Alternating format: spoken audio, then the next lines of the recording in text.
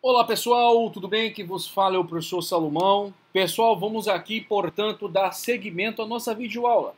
Nesse sentido e consequência, meus queridos, vamos aqui, portanto, tratar do IPTU. É isso aí, Imposto sobre Propriedade Predial e Territorial Urbana, IPTU.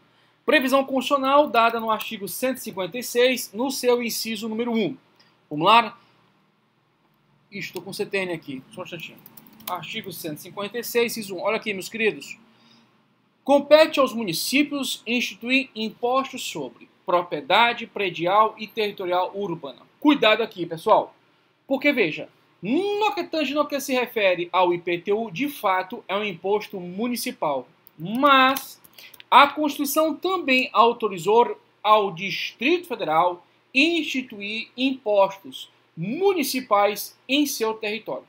Professor, por que a Constituição não fez esse reconhecimento no âmbito da competência tributária cumulativa ou múltipla ao Distrito Federal no que tange aos impostos estaduais? Sabe por quê, meus queridos? Porque a Constituição, no seu artigo 155, já diz que os impostos estaduais são também impostos distritais. Então, quando nós falamos pontualmente da competência cumulativa ou múltipla, nós estamos reverberando a informação de que somente há, por parte do Distrito Federal, a prerrogativa nesta competência de instituir impostos municipais, porque já tem a prerrogativa ontológica de instituir impostos estaduais. Então, o IPTU, para o Distrito Federal, é âmbito da competência cumulativa ou múltipla, não da competência privativa. Cuidado com isso. A competência privativa dos impostos municipais, pessoal, fazem referência pontualmente aos municípios, somente. Agora veja, o ICMS, o IPVA, o ITCMD são impostos estaduais, ótimo, todo mundo sabe, mas também são impostos distritais. Outro ponto importante aqui, pode a União instituir impostos municipais? Sim. A União pode instituir impostos municipais em seu território federal, desde que este, pessoal, não seja dividido no que tange, no que se refere à organização política administrativa em municípios.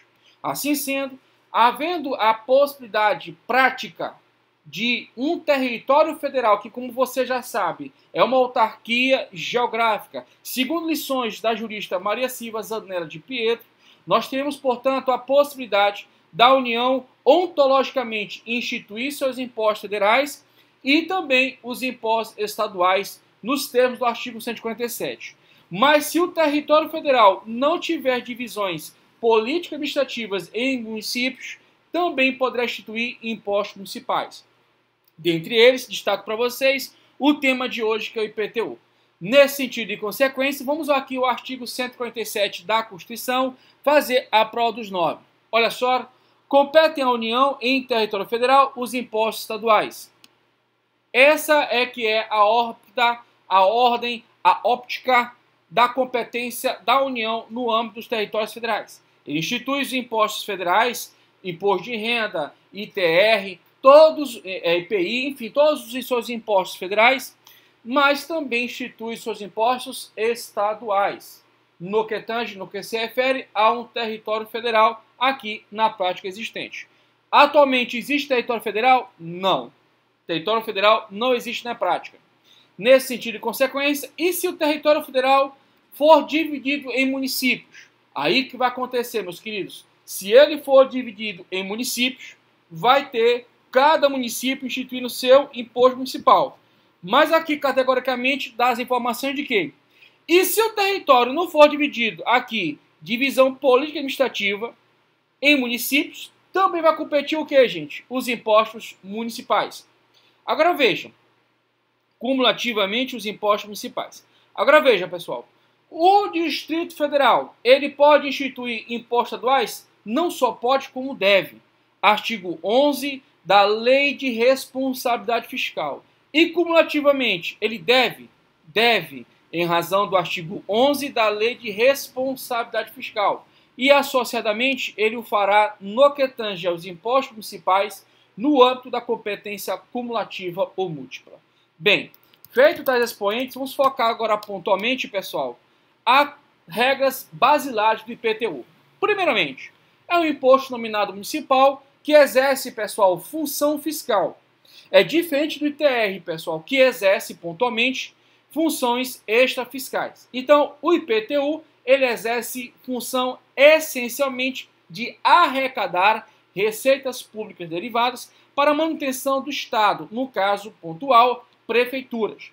Nesse sentido, nessa consequência, o ITR, ele tem a função extrafiscal como preponderância, na medida e consequência que, se tem função extrafiscal, não há uma preponderância de arrecadar recursos ao Estado, neste caso, o governo federal. Bem, pontuados tais expoentes, nós também temos que lembrar para vocês que o IPTU e o ITR, eles são tributos classificados pelo CTN, pela Lei 5.172 de 66, como imposto sobre patrimônio e renda. Então, repetindo, primeiramente, o IPTU é um imposto nominado de natureza de natureza fiscal, que é de competência privativa do município e também é instituído pelo Distrito Federal por força do artigo 147 da Constituição. Seguidamente, nós temos que o IPTU faz parte do grupo de impostos chamado Imposto sobre Patrimônio e Renda, conforme a definição de classificação do CTN. Bem, na mesma essência, na mesma medida, lembrar pontualmente que o CTN, no seu artigo 18, inciso 2, parte final, também traz a informação pontual de que o Distrito Federal também poderá instituir, pessoal, tal exação fiscal. Nesse sentido e consequência, vamos aqui rapidamente ao artigo 18. Ao artigo 18 do CTN, Lei 5.172 de 66, que diz: compete ao Distrito Federal e aos estados, não dividido em municípios, instituir cumulativamente os impostos atribuídos aos estados e aos municípios. Pessoal, aqui é um dispositivo que deve ser modulado, deve ser interpretado em consonância com a Constituição. Primeiro, que o Distrito Federal não tem divisão em municípios. Isso aqui é um ponto falho. Isso era o ponto de vista antes de 88. Atualmente nós não temos essa referência. Então veja, o Distrito Federal não tem municípios. Outra, todos os estados possuem municípios.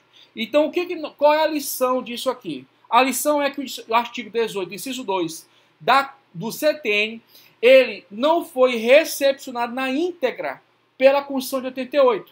Somente reconhece nesse sentido que o Distrito Federal, ele pode, pessoal, cumulativamente instituir o que, gente? Os impostos municipais.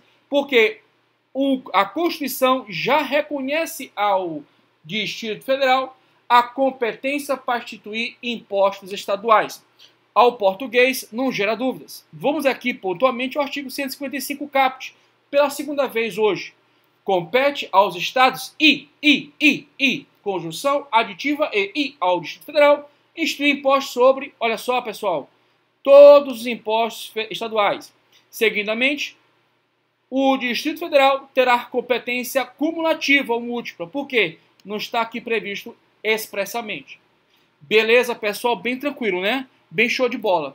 Bem, nesse sentido e consequência, ora, se o ente federativo ele tem competência para instituir o IPTU, que é o imposto, ele também tem competência, pessoal, para conceder isenções e benefícios fiscais acerca do IPTU.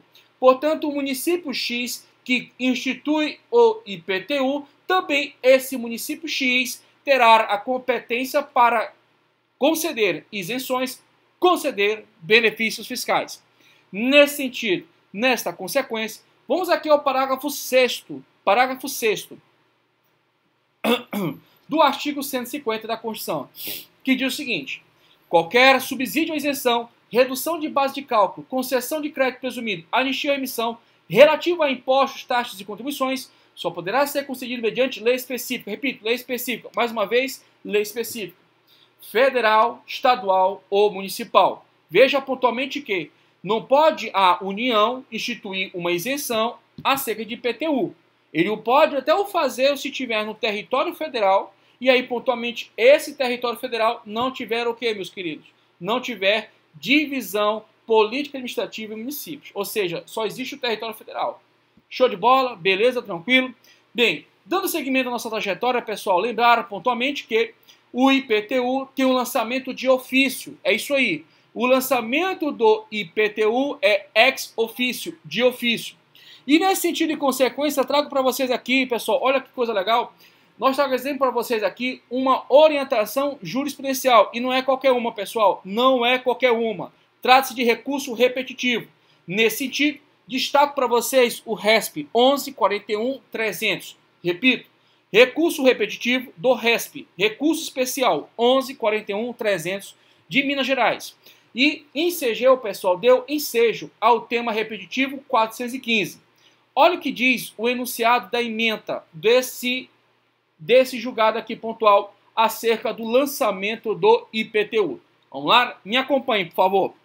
A entrega de carnês de IPTU pelos municípios, sem a intermediação de terceiros no seu âmbito territorial, não viola o privilégio da União na manutenção do serviço público postal. 2. Aqui eu destaco. Olha só, pessoal. A notificação, porque integra o procedimento de constituição do crédito tributário, é ato próprio dos entes federativos, no exercício da competência tributária, que a pode delegar os serviços públicos postais.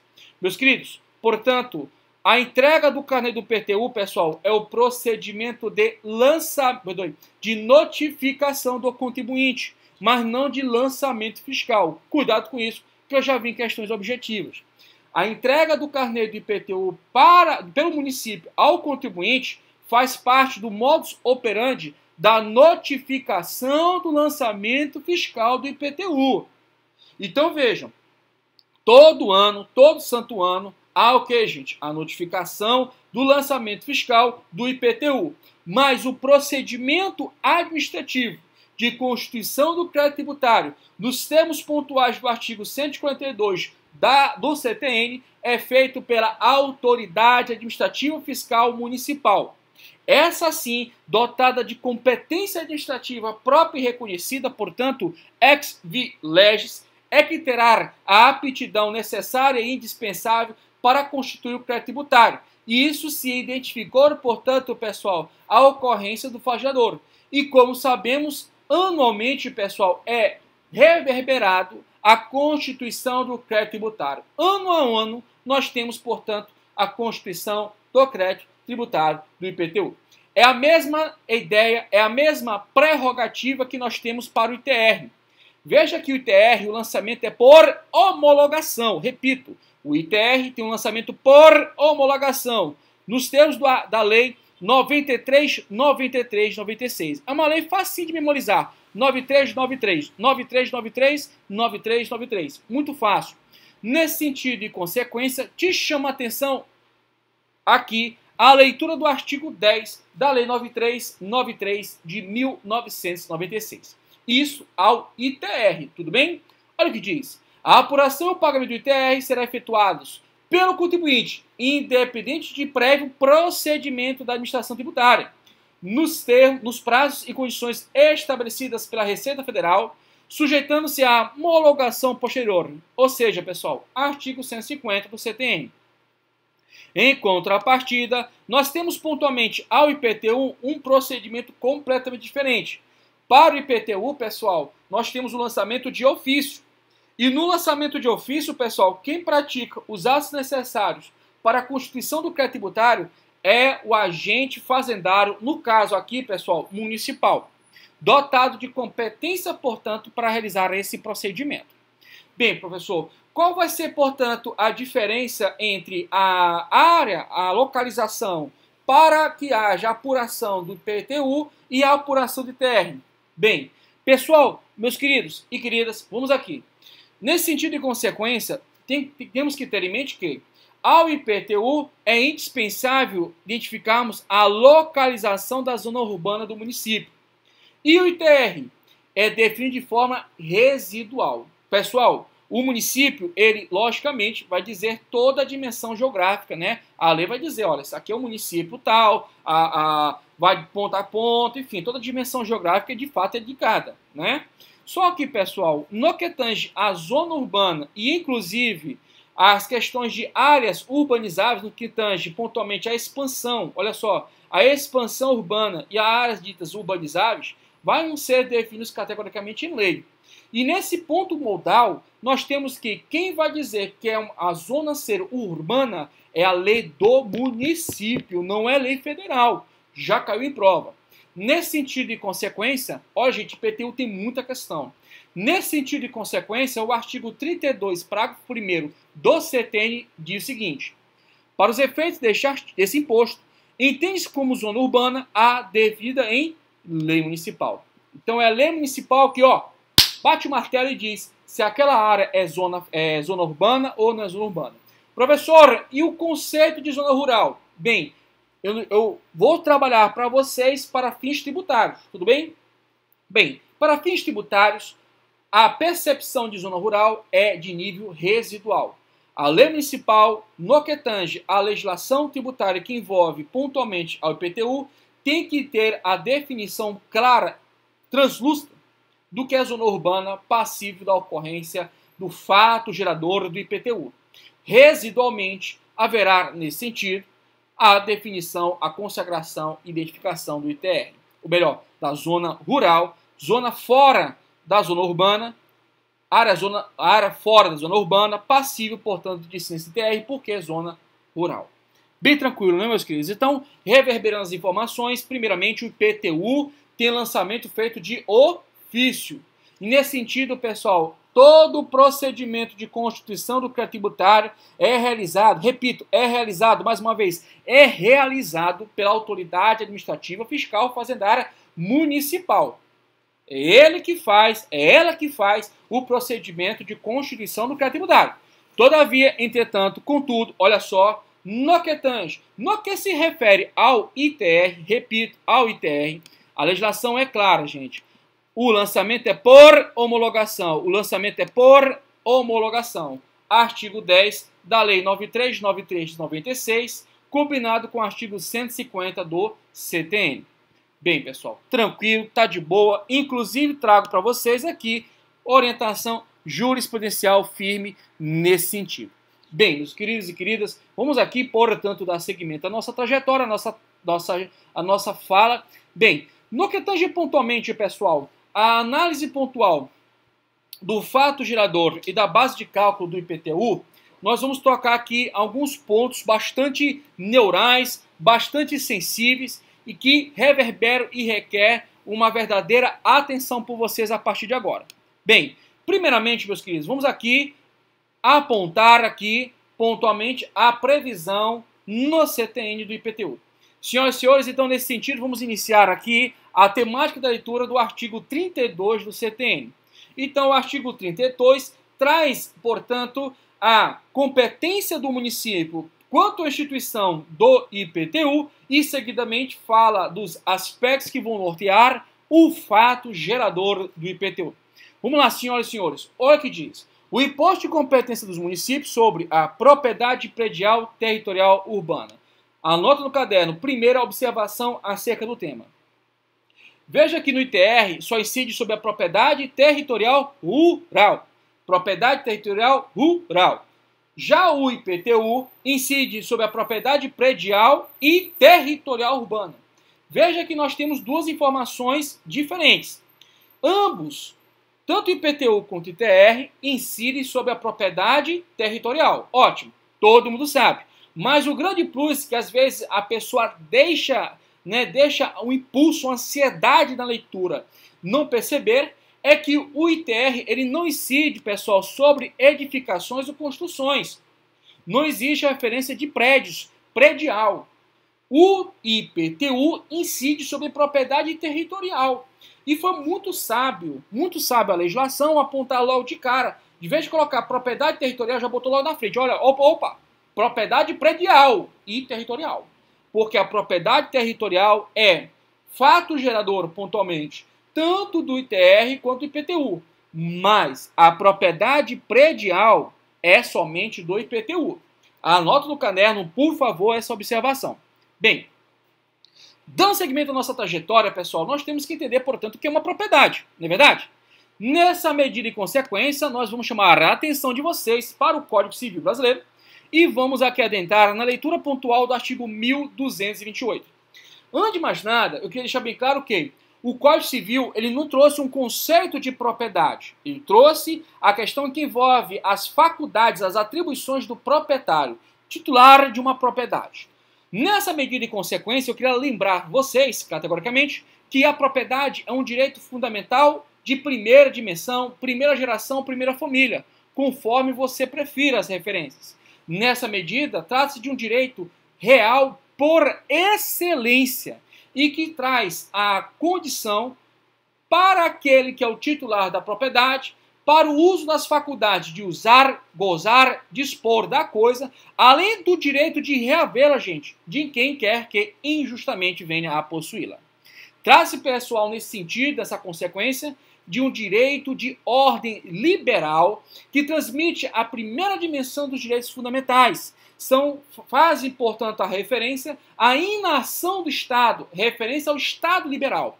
A propósito, o artigo 60, parágrafo 4º, inciso 4 da Constituição, diz categoricamente que os direitos e garantias individuais são o que, gente? Cláusulas pétreas. Bem, nessa medida e consequência, eu te transmito também informação que já vamos falar de desapropriação.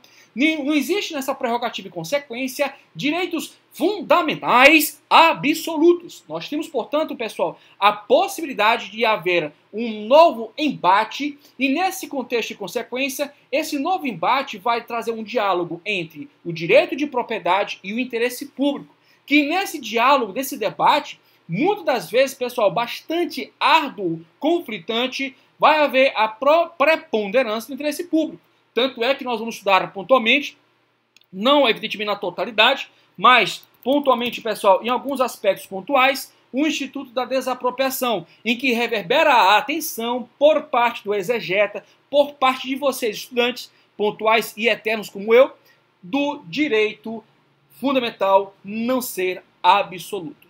Bem, nessa medida e consequência, eu te chamo a atenção ao artigo 1228, na sua primeira parte, no seu caput, porque a aula é de direito tributário. Então eu vou só invocar aqui a atenção ao artigo 1228 do Código Civil. Professor, fala, meu querido. Professor, por que o senhor está trazendo um conceito de propriedade com base na legislação civil, na lei civil? Pessoal, senhoras e senhores, não vamos poder esquecer o artigo 110 do CTN, que diz o seguinte: a lei tributária não pode, repito, não pode, mais uma vez, a lei tributária não pode alterar a definição, o conteúdo e o alcance de institutos, conceitos e formas de direito privado. Então, isso significa dizer que o direito civil, ele não pode em nenhum momento ser rechaçado, ele não pode em nenhum momento, pessoal, ser deixado de observação para a sua aplicação no que tange a conceitos, no que tange a definições, no que tange ao seu alcance na esfera tributária. O direito tributário, pessoal, ele não tem autonomia científica para definir conforme o seu ponto de vista o que é uma propriedade. Aí, nesse sentido, ele curva a respeito e chama a lei civil para explicar para ele o que é uma propriedade. Explica, portanto, o que é uma posse. Quem vai explicar é a lei civil. Quem disse isso? O próprio CTN. O próprio CTN disse isso. Portanto, nesse sentido, nós chamamos a atenção aqui do que é a propriedade.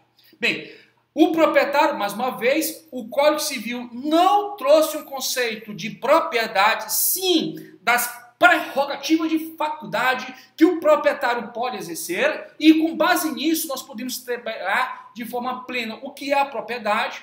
Vamos lá? Então, o artigo 1228 diz o seguinte: o proprietário tem a faculdade de usar, gozar e dispor da coisa e o direito de reavê-la, do poder de quem quer que injustamente a possua ou detenha. Pessoal, cuidado, mas muito cuidado no que tange pontualmente a posse e a detenção. Já nós vamos aqui, portanto, estudar com vocês os demais dispositivos correlatos. Meus queridos e queridas, muito obrigado pela atenção de todos vocês. Se a aula foi boa, se a aula está genial, está legal, está atendendo suas expectativas, eu peço com muita humildade, eu peço que você compartilhe essa videoaula, deixe seu like e te digo mais. Bom dia, boa tarde, boa noite, um excelente dia, uma excelente tarde, uma excelente noite para vocês. Não esqueçam, meus queridos, Deus realiza sonhos. Um grande abraço e até mais!